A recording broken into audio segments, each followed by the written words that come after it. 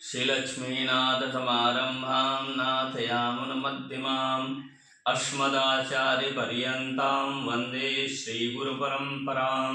रामाय रामभद्राय रामचन्द्राय वेदसे रघुनाथाय नाथाय श्री सीतायापतये नमः। आपको सादर जय जय सिया राम। आज का विषय है, बहुत लोग भ्रांतियां नाना प्रकार की फैलाते हैं होलाष्टक के विषय में। तो आज हम जानने का प्रयास करते हैं कि होलाष्टक में क्या करना चाहिए, क्या नहीं करना चाहिए, और होलाष्टक का प्रभाव किन किन क्षेत्रों में भारत देश के होता है। इस विषय में हम लोग चर्चा करेंगे।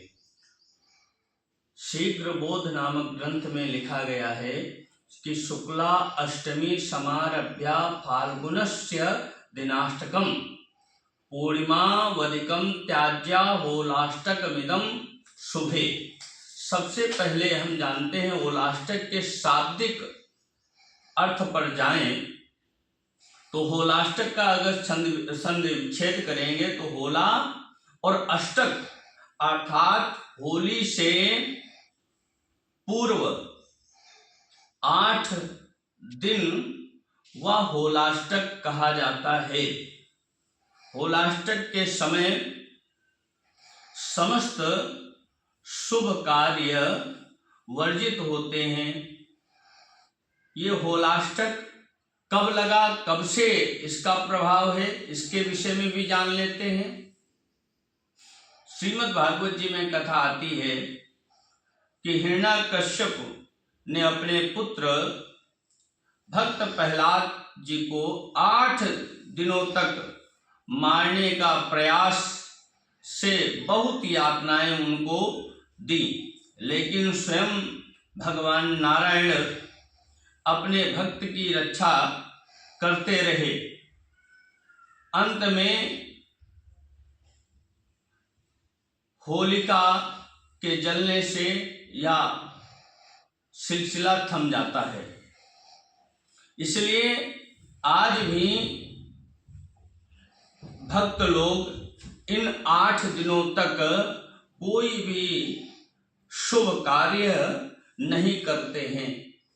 ज्योतिष के अनुसार इन 8 दिवस में शुक्ल पक्ष, फाल्गुन शुक्ल पक्ष की अष्टमी से लेकर और पूर्णिमा पर्यंत तक ये जो 8 ग्रह उग्र रहते हैं। अष्टमी को चंद्रमा उग्र रहता है, नवमी को सूर्य उग्र रहता है, दशमी को शनि उग्र रहता है, एकादशी को शुक्र उग्र रहता है, द्वादशी को गुरु, त्रयोदशी को बुध और चतुर्दशी को मंगल और पूर्णिमा के दिन राहु उग्र रहता है। इसलिए विवाह, नामकरण, क्योंकि विवाह में तो ग्रह बल भी देखा जाता है, इसलिए विवाह, नामकरण, भवन निर्माण, गृह प्रवेश जैसे मांगलिक कार्य नहीं करने चाहिए। इस समय अपने इष्ट का पूजन करना चाहिए, क्योंकि इष्ट बल होना चाहिए। अपने इष्ट का पूजन करें, हवन करें।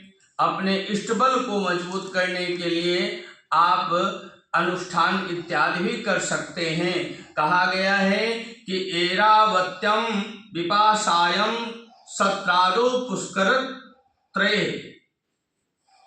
संपूर्ण पंजाब में यह होलाष्टक मान्य होता है। हिमाचल के कुछ क्षेत्रों में मान्य होता है एवं पुष्कर क्षेत्र जैसे अजमेर इत्यादि क्षेत्रों में इस होलाष्टक का प्रभाव माना जाना चाहिए। और सतलुज नदी के दोनों तरफों के जो क्षेत्र हैं, तट हैं, उन पर होलाष्टक का प्रभाव रहता है।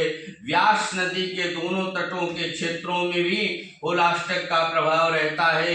रावी नदी के क्षेत्र के दोनों तटों में इसका जो है प्रभाव रहता है। उन क्षेत्रों में ये मांगलिक कार्य नहीं करने चाहिए। सादर जय जय सिया राम।